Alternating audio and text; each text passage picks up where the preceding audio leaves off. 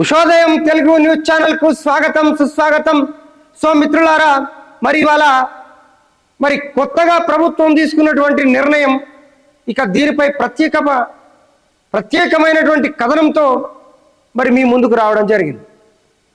ఈ ప్రత్యేకమైనటువంటి కథనంలో ముఖ్యంగా మనం మాట్లాడుకోవాల్సినటువంటి అంశం ఏంటంటే, మరి ఇవాళ రెవెన్యూ మరి ఒక కొత్త రకమైనటువంటి నిబంధనను మళ్ళీ తీసుకొచ్చినటువంటి మాట ఇవాళ మన ముందుకు వస్తున్నటువంటి సందర్భం.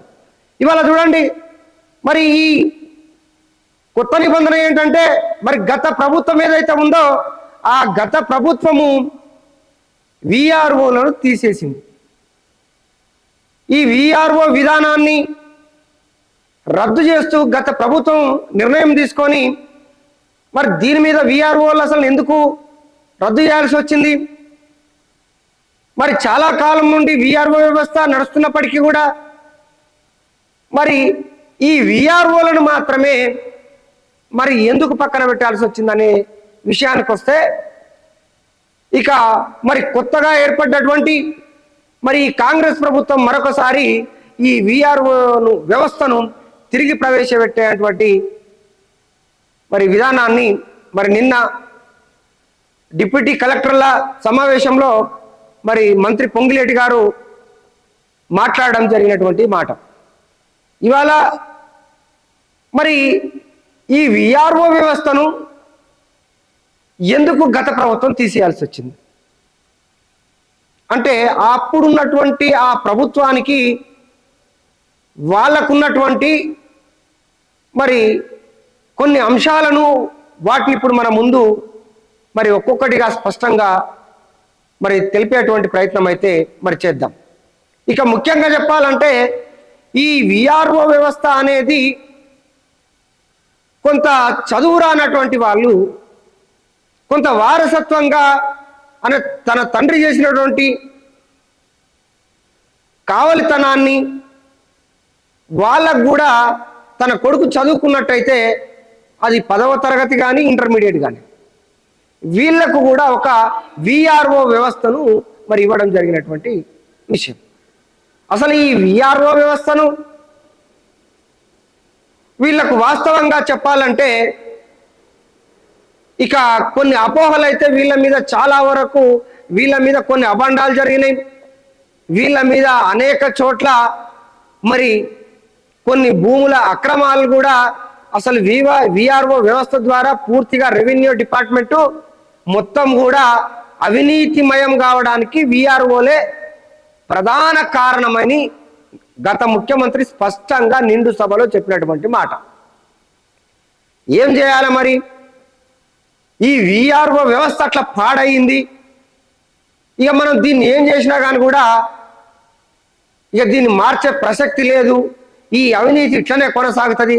కాబట్టి ఈ విఆర్ఓ వ్యవస్థను తీసిపారేయాలి అంటే, మీరు చూడండి, విఆర్ఓ వ్యవస్థను తీసిపారేయాలి అని అంటే మళ్ళీ ఇక్కడ మళ్ళా కొత్త చిక్కు ఏర్పడ్డది. ఇవాళ ఈ విఆర్ఓ ఇప్పుడు ఎంఆర్ఓకు పూర్తి స్థాయిలో మరి స్థానికంగా ఉండేటువంటి ఎలాంటి సమస్యలైనా కానీ కూడా పూర్తి స్థాయిలో తెలుసుకోవడం ఒక ఎంఆర్ఓ ఆ రెవెన్యూ అధికారికి తెలవడం కొంత కష్టమే. మరి ఈ విషయాన్ని మొత్తం కూడా ఈ పని మొత్తం కూడా చేసి పెట్టేది ఎవరంటే మళ్ళీ విఆర్ఓ.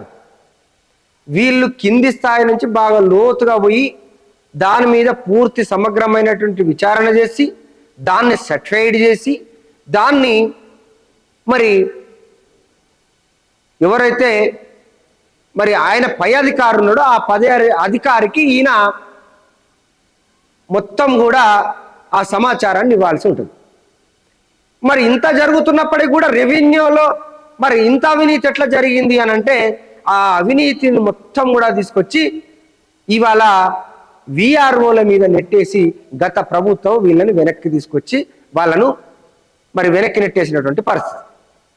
ఇవాళ మీరు చూడండి, ఎక్కడైనా ఒక దేవాదాయ శాఖ భూమి, దేవాదాయ భూములు అయితేనేమి, పొరంబోకు భూములు అయితేనేమి, మరి ఇనాం భూములు అయితేనేమి, లావణ్య పట్ట భూములు అయితేనేమి, ఇవన్నీ కూడా మరి ఇంత లోతుగా తెలిసి దాన్ని ఏ దానికి ఏ చట్టం ఉంది, ఏ దానికి ఏ చట్టం ఉంది అనేది ఒక అధికారికి మాత్రం తెలుసు.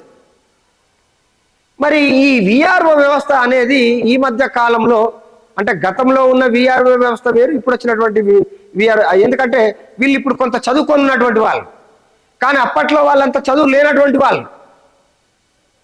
అయితే దీంట్లో కొంత లోటుపాట్లు జరిగిన మాట వాస్తవము. ఈ విఆర్ఓ వ్యవస్థను భ్రష్టు పట్టించడానికి ప్రధానమైనటువంటి కారణం కొంత మేరకు మరి దేవాదాయ భూములైతేనేమి, అదేవిధంగా లావణ్య పట్టలైతేనేమి, పురంబోక్ ల్యాండ్స్ అయితే, ఇవన్నీ కూడా ఈ మధ్య కాలంలో మరి చాలా వరకు ఈ అక్రమార్కుల చేతిలోకి వెళ్ళిపోయినటువంటి పరిస్థితి. ఈ అక్రమార్కులకు ఎప్పుడైతే వెళ్ళిపోవడం జరిగిందో, మరి వాటి మీద కొంత విచారణ చేపట్టిన తర్వాత ఇది చాలా పెద్ద ఎత్తున మరి మిగులు భూములు, ప్రభుత్వ మిగులు భూములను కూడా మాయం చేసినటువంటి పరిస్థితి. ఈ ప్రభుత్వ మిగులు భూములు అనేక విధాలుగా ఇవి రకరకాల దోపిడీకి గురైనటువంటి సందర్భం. మరి ఈ సందర్భంలో ఇవాళ మళ్ళీ తిరిగి ఈ రెవెన్యూ విధానం అనేది ఇవాళ మళ్ళా ఒక రకంగా ఇది కూడా చెప్పాలి మీకు, ఇవాళ రెవెన్యూ చట్టం అనేది ఒకటి చేస్తుంది. రెవెన్యూ చట్టం అనేది, ఈ రెవెన్యూ చట్టం అనేది ఆల్రెడీ ప్రాసెస్ మొదలయ్యింది. ఆ ప్రాసెస్ కూడా మొత్తం కూడా నడుస్తున్నటువంటి సందర్భం. ఈ ప్రాసెస్ నడుస్తున్నటువంటి సందర్భంలో ఏంటంటే, ఈ రెవెన్యూ చట్టం అనేది స్పష్టంగా రాకముందే మళ్ళీ వెంటనే విఆర్ఓలను మళ్ళీ రిక్రూట్మెంట్ వీళ్ళ యొక్క అధికారాలు వీళ్ళకి ఇస్తున్నట్టు మరి ఇప్పుడు రాష్ట్ర ప్రభుత్వం అయితే చెప్తుంది.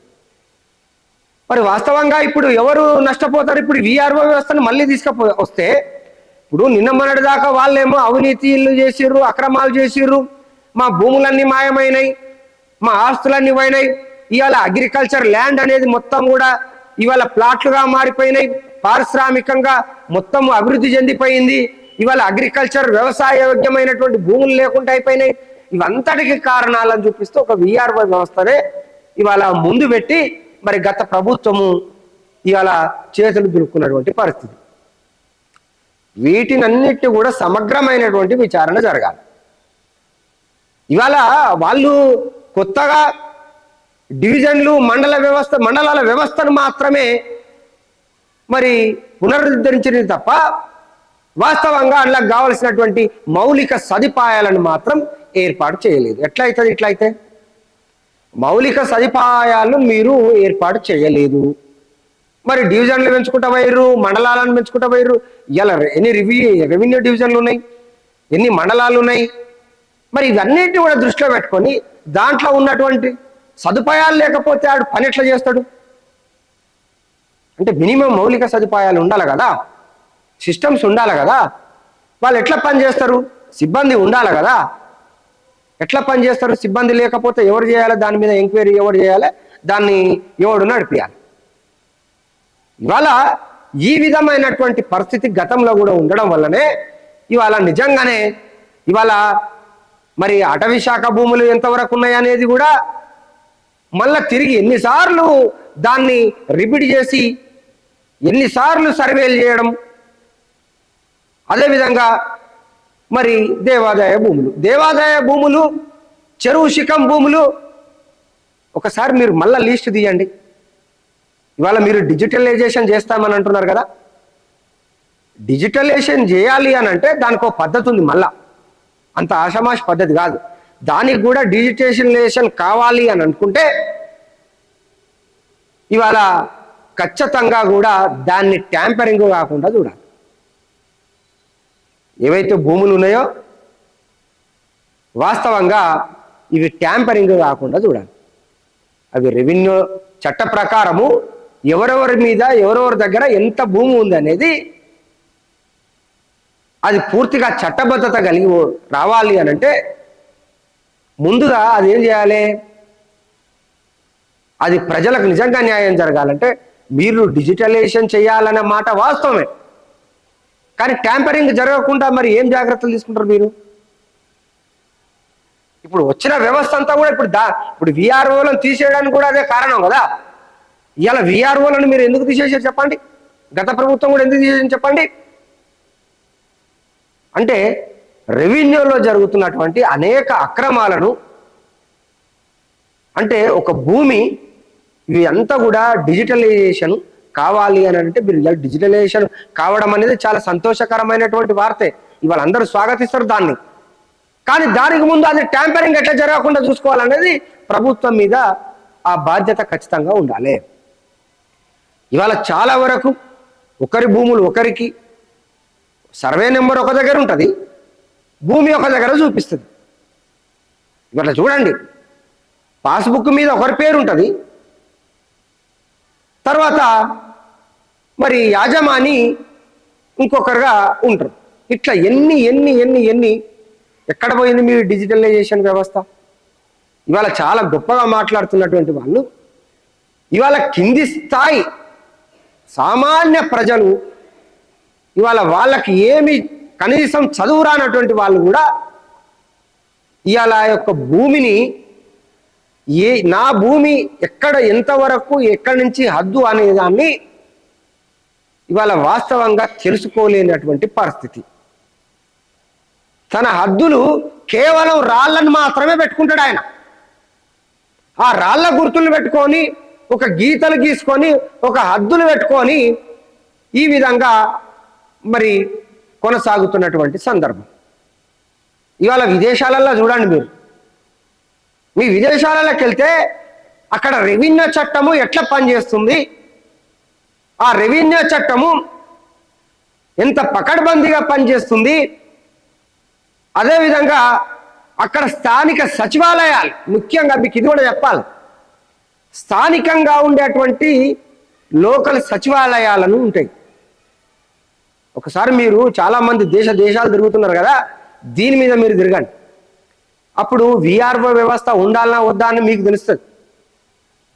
ఇవాళ ఈ విఆర్ఓ వ్యవస్థ ఎందుకు పెట్టవలసి వచ్చిందనంటే, ఇవాళ ఎవరైతే రెవెన్యూ అధికారి ఉన్నాడో ఆయన పూర్తి స్థాయిలో ఈయన సర్వే చేయడు. ఈయన సంతకం పెట్టిండంటే ఆయన కింద ఇంకో అధికారి ఉంటాడు, ఆయన సంతకం పెట్టిండంటే ఇక ఈయన కూడా పెట్టేస్తాడు, కథం అయిపోయింది.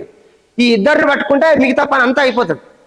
అది కులం సర్టిఫికెటే కావచ్చు, అది ఆదాయం సర్టిఫికెటే కావచ్చు, ఇట్లా పాస్బుక్ల పనే కావచ్చు, నీ భూములు ఇంకొకరి నుంచి ఇంకొకరికి మారడమే కావచ్చు.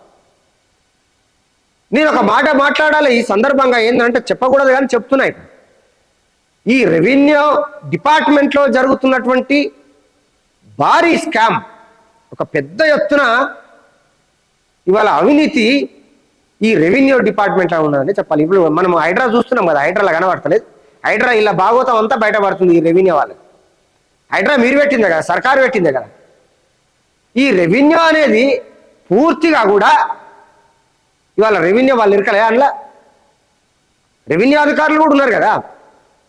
అందుకే నేనేమంటున్నానంటే, ఎప్పుడైతే ఇక కంచె చేను వేసినట్టు ఈ అధికారులకు ఎప్పుడైతే మనము అధికారాలు ఇచ్చినామో, వీళ్ళకి ఎక్కడ ఏ భూమి ఉందో తెలుసు. వీళ్ళకి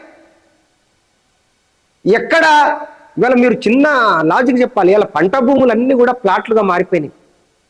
అనేక పంట భూములు ఇవాళ అగ్రికల్చర్ ల్యాండ్స్ అనేది ఎక్కడ కనబడుతుందండి మనకు? వ్యవసాయ యోగ్యమైనటువంటి భూములు, వాటిని తిరిగి మళ్ళీ ప్లాట్లుగా చేయాలంటే దానికో చట్టం ఉంది, దీనికో చట్టం ఉంది. ఇవాళ చట్టాలన్నింటినీ పక్కన పెట్టి ఇవాళ మొత్తం కూడా మరి వ్యవసాయ యోగ్యమైనటువంటి భూములన్నీ కూడా ఇవాళ ప్లాట్లుగా మారిపోయినటువంటి సందర్భం. ఈ ప్లాట్లుగా మారిపోయినటువంటి సందర్భంలో ఇక అక్కడ అనేక కంపెనీలు వెలుస్తాయి, అనేక వెంచర్లు వెలుస్తాయి. ఇవన్నీ ఎవరిచ్చిరి పర్మిషన్లు? ఇవన్నీ మీ రెవెన్యూ ఇవ్వలేదా? ఎవరిచ్చిరి పర్మిషన్లన్నీ? అంటే విఆర్ఓలు ఇచ్చిర్రా, లేకపోతే మండల అధికారులు ఇచ్చిర్రా? ఎట్లా జరిగింది ఇదంతా కూడా? వాస్తవంగా మీ మీద అవినీతి ఆరోపణ లేకపోతే ఒక అతి చిన్న సామాన్యుడు అబ్దుల్లాపూర్ మెట్లో ఒక ఎంఆర్ఓను తగలబెట్టి చంపేశాడు. ఒక ఎంఆర్ఓను, ఒక లేడీని. ఎంత ఘోరం అండి ఇది! వాడు కూడా గ్యాసుల్లో పోసుకొని, పెట్రోల్ పోసుకొని తలగబడి చావడానికి ప్రయత్నం చేసిండు. అంటే ఇవాళ ఒక మండల అధికారి, ఒక ఎంఆర్ఓ, ఒక లేడీ ఆమె మీద అంత కక్ష ఎందుకు అతనికంటే అతను కూడా అతి సామాన్యమైనటువంటి వ్యక్తి. ఇది చిన్న ఉదాహరణ చెప్తుంది, ఇది మామూలు మాట కాదు. ఇది ఒక ఎంఆర్ఓ మీద పెట్రోల్ పోసి తగలబెట్టేటువంటి పరిస్థితి ఏర్పడ్డది అని అంటే తనకు ఎంత కడుపు గాలి ఉంటుంది, తనకు ఎంత బాధ ఉండి ఉంటుంది.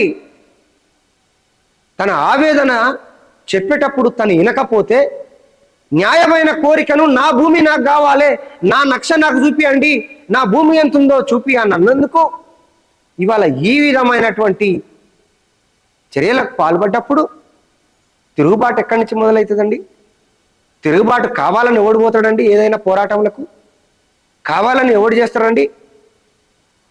కాబట్టి ఇవి అనేక విషయాలకు దారితీసేటువంటి ప్రమాదం. ఇవాళ మళ్ళీ మీరు ఇప్పుడే చెప్తున్నటువంటి మాట, గతంలో చెప్పినటువంటి మాట, ఈ విఆర్ఓ వ్యవస్థను తీసేస్తే కానీ ఈ రెవెన్యూ డిపార్ట్మెంట్ బాగుపడదని చెప్పినటువంటి గత ప్రభుత్వం, మరి ఇప్పుడు వీళ్ళు తీసుకొచ్చేమో ఇప్పుడు ఖచ్చితంగా విఆర్ఓ వ్యవస్థ ఉండాల్సిందే, ఖచ్చితంగా వీళ్లకు మరి పూర్తి స్థాయిలో మరి గ్రామ స్థాయిలో వీళ్ళను పెట్టాలి, ఖచ్చితంగా వీళ్ళను ఉంచాలి అంటారు. మరి ఇప్పుడు ఎవరు, ఇప్పుడు ఏది నిజము ఏది అబద్ధము, వీళ్ళ వల్ల లాభం ఎంత, ప్రజలకు నష్టం ఎంత?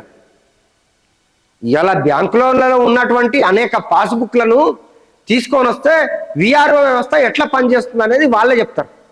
ఇలా రైతులందరినీ కూడగొట్టి అసలు విఆర్ఓ వ్యవస్థను ఉంచాలనా లేదా అనేది ఒకసారి మీరు వాళ్ళతో మాట్లాడితే అప్పుడు నిజంగా ఉంచాలనా లేదా అనేది ఒక ప్రజాభిప్రాయం కూడా తీసుకోవాల్సినటువంటి అవసరం.